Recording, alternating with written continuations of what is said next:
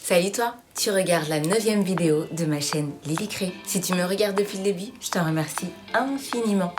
Sinon, j'ai envie de te dire, t'attends quoi en fait? Mets pause, regarde la première, et puis comme ça tu sauras de quoi je vais parler aujourd'hui. Je suis Lily de Fleurville, architecte d'intérieur. Je te souhaite la bienvenue dans le 4e épisode de la mini-série sur la chambre à coucher. Aujourd'hui, dans cette vidéo 9, je te parle de la chambre à coucher, ses couleurs et les odeurs. Comme je t'ai dit dans l'épisode 1, ta chambre à coucher, c'est un espace privé. Donc en vrai, tu en fais ce que tu veux. Donc mes conseils, ce sont juste des recommandations, d'accord? Pour que ta chambre soit reposante, relaxante et que tu puisses y trouver un sommeil profond. Effectivement, dans une chambre, étant donné que c'est privatif, tu peux mettre une chambre rouge flashy, jaune flashy. C'est toi qui vois. Mais encore une fois, si tu veux que ta chambre soit complètement reposante, vaut mieux opter pour des couleurs plutôt pastel. Pourquoi du pastel? Je t'explique ça tout de suite. Regarde ces beaux visuels sombres.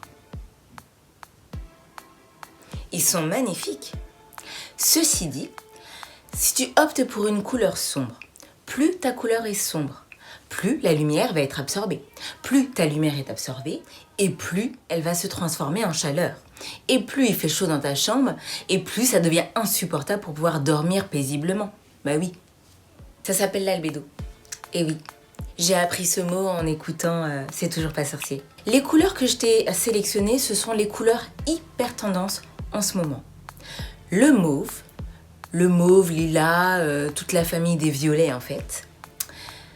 Le bleu pastel, l'univers des verts, le vert d'eau, tout ça, c'est hyper tendance en ce moment. Ce que tu peux faire aussi, c'est opter pour du gris. Parce que le gris, c'est une couleur complètement reposante. Franchement, c'est la couleur qui apaise le plus le regard. Et puis aussi, le beige et toute sa famille. Les crus, le crème, la vanille. Voilà, tu vois, ce sont des couleurs qui sont vraiment très intéressantes. Et très douce. Pour ceux qui veulent pas s'embarrasser avec la couleur, le blanc. Le full blanc dans une chambre, franchement, si tu jauges bien les effets de matière, tu travailles bien ces différentes textures, ça peut être magnifique. Regarde ces visuels.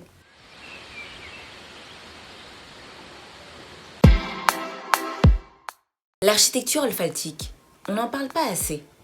Ceux qui travaillent dans le retail, les architectes qui sont dédiés aux aménagements des magasins, eux, ils y pensent. Tu vois, quand tu te balades à Zara, à Zadig & Voltaire, quand tu vas chez Dynamo, il y a une odeur. Tu vois, il y a une odeur qui est déjà bien définie. À chaque fois, ils diffusent la même odeur, etc. Et du coup, ça touche à tes émotions, à ton cerveau limbique, etc., etc. Donc, moi, ce que je te conseille dans ta chambre à coucher, utilise les bonnes fragrances. Je t'ai sélectionné 4 fragrances vraiment au top. Si tu veux relaxation, apaisement, réconfort, elles sont au top. D'ailleurs, dans ces 4-là, il y en a une qui est hyper intéressante si jamais tu as envie de procréer. Et oui. Ah ouais, toi t'y vas franco. Oh bah quoi, arrête de jouer ta prude, c'est bon quoi, on parle des chambres à coucher donc forcément... La première que je peux te recommander, c'est la lavande.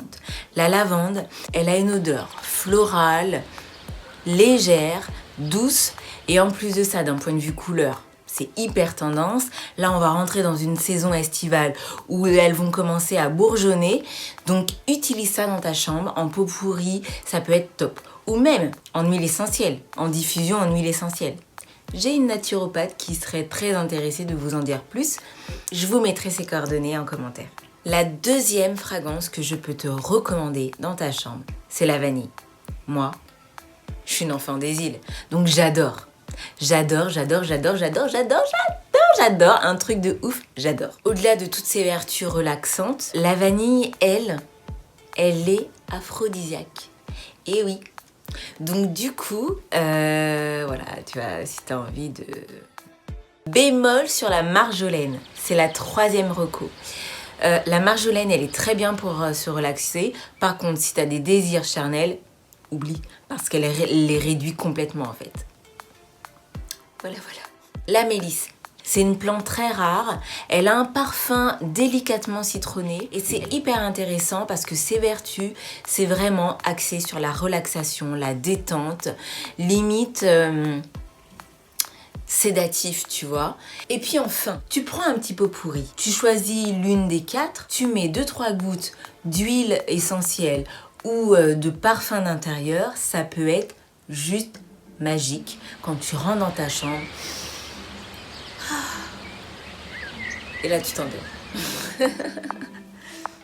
Simone, je crois qu'on a tout dit. On a parlé des couleurs, on a parlé des odeurs. Du coup, like, commente, partage. N'hésite pas à faire tourner autour de toi, histoire qu'on puisse toucher les 100, 200, 300, 400, 1000 abonnés. Allez, soyons fous, s'il vous plaît. Je vous dis en tout cas, à la prochaine. En prévision du dernier épisode de la chambre à coucher, je te propose quelque chose. Si tu es intéressé par des conseils personnalisés sur ta chambre à coucher, si tu me trouves la bonne couleur de ce rideau, je sélectionne ta chambre et dans l'épisode prochain, c'est à toi que je donne les conseils. C'est parti ?